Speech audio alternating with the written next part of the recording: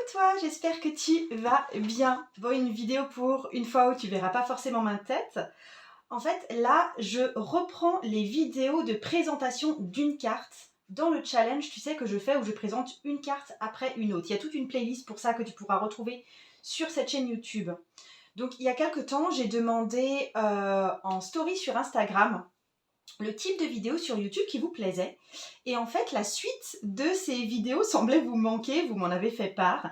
Et alors honnêtement, c'est pas les vidéos qui ont le plus de succès sur ma chaîne, mais c'est un, comment dire, il y a un mouvement qui se fait dans le temps et les vues sur YouTube s'accumulent avec le temps. Donc c'est aussi quelque chose qui me manquait, donc go pour cette reine de coupe qui était la prochaine de la liste.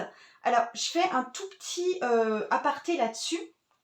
Cette suite de vidéos sur les cartes, ce ne sont pas des vidéos pour vous apprendre à tirer le tarot. Ça se fait dans mon cours l'initiation au tarot intuitif. Ici, le but c'est plutôt de décortiquer une carte en profondeur et que je vous expose un peu tout, j'expose un peu tout le savoir que j'ai compilé au sujet de cette carte. Mais on ne voit pas forcément la signification dans un tirage, on voit sa place dans le jeu de tarot. Pratiquer un tirage, ça implique de l'intuition, ça implique une mise en circonstance, une correspondance aussi avec le consultant que je n'explique pas ici. La vidéo que je vais peut-être t'inviter à voir avant de regarder cette vidéo sur la reine de coupe, c'est la vidéo qui parle du roi de coupe parce que je fais en même temps une petite introduction sur la suite des coupes. Peut-être que tu peux voir aussi la vidéo de la reine de bâton parce que je compare forcément les reines entre elles. Et ce que je peux t'inviter à faire de façon générale, si tu as un petit peu plus de temps, c'est pas forcément de regarder cette vidéo-là en première, même si c'est celle sur laquelle tu tombes aujourd'hui, mais vraiment de prendre du départ avec la carte du fou. Tu vois, ce challenge, je l'ai vraiment conçu comme quelque chose qui pourrait être regardé dans l'ordre. Donc on commence par les arcanes majeures, carte du fou, le magicien, la grande prêtresse, etc. Mais de toute façon, ici, je te parle de la reine de coupe. La reine de coupe, elle peut être déjà qualifiée comme la reine de l'amour. Tiens, je te montre la version Marseille ici. C'est la reine qui est ouverte, c'est la reine de l'attente. Il y a peut-être ici une idée de blessure, une idée de sacrifice, une idée d'être blessé par les autres. Il y a certaines versions du tarot de Marseille où on dit qu'en fait la coupe est légèrement fêlée, ce qui implique justement cette idée de blessure et d'être blessé par les autres. En plus, dans le tarot de Marseille, il y a une dague blanche qui représente la pureté. Et peut-être aussi d'être sur la défensive si on ne prend pas cette reine avec les sentiments. Ici, dans le Rider Waite Me, ce sont les vêtements qui sont blancs, donc on a un peu la même idée. C'est une reine qui semble un peu attendre l'âme sœur, c'est une idée de femme amoureuse souvent. C'est un peu l'inverse aussi de la reine de bâton que je te montre ici. C'est-à-dire qu'ici, on est vraiment dans de l'amour, on n'est pas dans de la séduction ou de la sexualité. En général, de toute façon, c'est une reine qui va être appréciée et aimée par beaucoup de gens. C'est aussi possiblement, dans certains jeux, elle est représentée sous la forme d'une sirène, c'est-à-dire qu'elle représente une forme rare et idéalisée de beauté féminine. L'autre face de la même pièce, c'est qu'elle peut être vaniteuse et inconstante. Donc c'est une reine vraiment très émotionnelle, elle est facilement blessée, elle prend les choses à cœur, elle est vite affectée par ce qui se passe. C'est aussi cette reine, je vais aussi te mettre la reine dans le tarot de Thoth. Hop. C'est aussi la reine de l'intuition. C'est la plus intuitive des 4 reines qui sont déjà par nature des personnages intuitifs dans le jeu de tarot, mais elle fonctionne avant tout à l'intuition et du coup parfois elle a un comportement qui peut être facilement illogique tellement elle fait confiance à son intuition. C'est vraiment la rêveuse, c'est l'idéaliste. Elle a peut-être aussi une tendance à la méfiance parce que notamment au travail, tu vois, ça peut être un personnage qui est vraiment très rusée. Beaucoup de sa vie se déroule juste dans sa tête, donc elle a une nature introspective qui l'empêche souvent d'être vraiment actrice. Elle fait beaucoup de choses en interne, elle. Dans le tarot de Thoth, je voulais te montrer ça un petit peu plus en détail, dans le tarot de Thoth, elle ressemble énormément à la grande prêtresse du tarot de Thoth. Ça c'est la grande prêtresse, ça c'est la reine de coupe. Et en fait, c'est comme une projection symétrique à l'envers. Regarde, si je les mets l'une avec l'autre à l'envers, elles pourraient facilement en fait se superposer. Donc, il y a une grande coupe qui est formée par le corps de la déesse et la grande prêtresse, elle représente la déesse lune. La reine de coupe représente peut-être plutôt la déesse mère.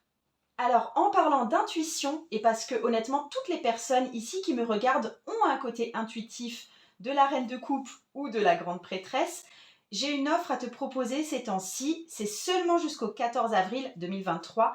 C'est un pack de 3 cours faits pour développer et surtout pour utiliser ton intuition, principalement avec le tarot. Donc, qu'est-ce que ça comprend? Ça comprend le cours Initiation au tarot intuitif, qui est un cours complet pour apprendre à utiliser le tarot avec son intuition en 9 modules. Il y a l'atelier Interprétation intuitive, qui est cette fois une aide à lire les cartes de tarot dans les circonstances avec ton intuition. Il y a beaucoup d'exercices intuitifs dans cet atelier. Et enfin, l'atelier Le pendule outil intuitif, où je t'apprends à te servir de ton pendule en complément de tes tirages de tarot. C'est fait pour toi si tu es vraiment très novice avec le pendule ou si tu sais déjà un peu t'en servir mais que tu ne sais pas comment l'apporter en complément de tirage de tarot. Tout ça, ça va pouvoir élargir ta palette d'outils intuitifs. Et comme toujours, dans tous mes cours, ça va être très vivant. Il y a beaucoup d'exercices, il n'y a pas de leçons dans le vide, tu vois. C'est pas de la pure théorie, jamais. Si tu n'es pas encore sûr, je te mets dans le lien en dessous aussi mon initiation au tarot intuitif, l'accès gratuit au module 1. Comme ça te donnera un avant-goût de ce que tu pourras voir avec moi. J'espère vraiment que ça te plaira. Je reprends avec la reine de coupe. La reine de coupe, c'est aussi la reine maman. Elle est douce, elle a une tendance à la surprotection des personnes qui sont proches d'elle, tu vois. Du coup, elle est facilement aussi intrusive, elle a tendance à se mêler de ceux qui la regardent pas, elle fourre son nez partout. Par ailleurs, ça peut être une très bonne conseillère, mais c'est une femme maternante, c'est une bonne mère, c'est une bonne épouse, elle est empathique, elle est créative, elle est poétique, elle est gentille en général et elle a une grande capacité d'écoute. C'est la reine nourricière et matérielle, comme la reine de denier. Elle se ressemble sur ce point, sur le côté maman, mais la reine de denier, elle nourrit la vie physique et matérielle. La reine de coupe, elle va plus nourrir et prendre soin du cœur, de l'âme, de la vie émotionnelle. Elle peut être souvent franchement super sympa, elle peut être amusante, elle peut être très charmante. Elle sait aussi dire la bonne chose au bon moment parce qu'elle est intuitive. Elle peut avoir de grandes valeurs morales, elle sait ce qui est bien, ce qui est mal, et ça lui permet de garder un certain contrôle ou de masquer un manque de confiance en soi qui définit aussi un peu la reine de coupe. Elle pardonne pas facilement à ceux qui brisent les règles ou qui ont eu une attitude inappropriée avec elle à un certain moment. Elle est très bien chez elle, là aussi elle ressemble pas mal à la reine de denier, tu vois, elle aime sa maison. Elle cherche peut-être beaucoup trop à protéger ses enfants, c'est un petit peu la maman poule. Cette reine, c'est aussi la reine de l'eau, donc c'est l'élément eau, les coupes, donc les compétences sociales, elle a du charisme et elle a sans doute un don de divination. C'est possible qu'elle vive selon ses humeurs, qu'elle soit honnêtement un peu chiante, qu'elle soit facilement sur les nerfs, qu'elle soit facilement stressée. On l'assimile au signe du cancer, du scorpion, des poissons. C'est la reine la plus réceptive, rêveuse, introspective. En fait, c'est vraiment le symbole de l'eau. C'est comme une eau qui reflète la personne qui s'y penche. Elle réagit selon celui avec qui elle interagit. Donc elle va changer de caractère selon les situations. Et du coup, elle semble parfois pas avoir de personnalité bien à elle parce qu'elle réagit et elle change selon la situation, selon les personnes.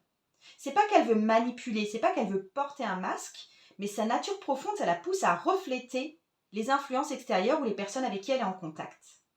Donc elle peut être très sympathique et attirante pour les autres parce que justement, elle est hyper empathique, elle est hyper adaptable, parce qu'elle reflète les autres personnes. Elle adopte les émotions et les opinions de ses interlocuteurs et elle les comprend réellement. On voit qu'il y a des petites vaguelettes là à ses pieds. C'est pas une vraie mère tranquille. Et du coup, ça indique une personnalité qui tend peut-être trop à penser, à ruminer, à amplifier absolument toutes les émotions. Alors parfois, d'un point de vue plus psycho, ça peut représenter une femme très émotionnelle, très sensible, mais aussi très dans la protection. Et du coup, ça la rend des fois difficile à connaître et à approcher. Elle ne laisse pas facilement les gens entrer dans son monde et elle ne fait pas facilement confiance. Mais par contre, elle est super loyale avec ses amis. Et je voulais parler aussi un petit peu plus précisément de sa place dans le jeu de tarot. Et à ce sujet, ce que je veux dire, c'est qu'elle a la place de la créativité et de l'art. C'est une reine qui est très équilibrée, elle est en phase avec son élément. C'est comme un peu une version terrestre de la femme de la carte du monde. On peut vraiment les comparer tous les deux dans le fait qu'elles soient équilibrées et dans leur élément. Elle se situe dans le jeu entre le roi de coupe qui lui a des responsabilités sociales et le chevalier de coupe qui lui est sans doute beaucoup plus passif. Elle a la capacité de mélanger l'imagination et l'action, la créativité et l'utilité sociale. Tu vois, comme si les deux lui donnaient un petit peu de leur qualité qu'elle combine. Son trône, il est vraiment placé sur le sol, ce qui indique sa connexion très vivante au monde et aux gens, une connexion beaucoup plus palpable, tu vois, que celle du roi, qui vraiment est en train de naviguer sur les eaux. Et en même temps, il y a l'eau qui touche vraiment ses pieds et qui vient se confondre avec sa robe, ce qui signifie qu'elle s'immerge dans ses émotions, dans son imagination. L'eau qu'on a ici, c'est celle qu'on retrouve dans beaucoup des arcanes majeures. Tu vois, il y a un cours d'eau. Je ne sais pas si tu as écouté mes vidéos sur les arcanes majeures, mais il y a un cours d'eau qui traverse tous les arcanes majeurs. Tu le vois ici dans la carte de l'impératrice, tu le vois ici en arrière-plan du chariot, par exemple. Et cette eau, elle représente les forces inconscientes qui nourrissent la vie consciente. Donc c'est aussi représenté ici. Donc on a l'unité, enfin la réunion ici de l'eau, de la terre. Et cette reine, elle implique qu'on ne nourrit pas l'imagination en la laissant complètement libre, mais plutôt en la canalisant dans une activité valable. Ce que font beaucoup d'artistes. C'est dans ce cas-là une carte qui rejoint un peu le 9 de coupe, qui peut être une carte de discipline créative. Ce que Arthur Waite dit de cette carte, c'est que la coupe que cette reine tient est sa propre création. Et c'est la plus élaborée des coupes de tout le jeu, même que l'as, parce qu'elle symbolise l'aboutissement qu'on atteint quand on utilise son imagination. Cette coupe, tu peux voir qu'elle a un peu une forme d'église, et du coup, c'est une forme d'art qui exprime et qui glorifie l'expérience spirituelle. Et la reine, elle regarde intensément cette coupe, ce qui montre sa volonté forte, qui permet l'expression de la créativité. On peut comparer là son regard perçant avec l'air rêveur du roi. Attends, je te le reprends. Là, le roi, il a plutôt un regard dans le vague, ou l'opposé des espèces de fantasmes qu'on a dans le 7 de coupe. Les objectifs de la reine de coupe, c'est pas simplement des objectifs créatifs dans le sens artistique du terme, mais c'est souvent plus dans le sens de créer des choses vivantes, de saisir des opportunités dans la vie. Donc il peut s'agir d'objectifs émotionnels et également qui peuvent toucher la famille. Tu vois, le roi va symboliser la société, la reine va plutôt symboliser en général la famille. Et voilà pour cette reine de coupe. J'espère que ça t'a plu. J'en ai fini avec cette présentation. Donc, la reine de coupe est très émotionnelle, intuitive et maternelle, avec une très forte connexion à l'eau. Elle est également associée à la créativité et à l'art, ainsi qu'à la famille et à l'intuition. Et n'oublie pas de souscrire avant vendredi 14 avril au pack des 3 cours pour développer l'intuition avec le tarot. La prochaine vidéo dans cette série, ça va évidemment être celle du chevalier de coupe, d'ici 1 mois environ, je pense. Et le tarot peut changer ta vie. Et je t'embrasse.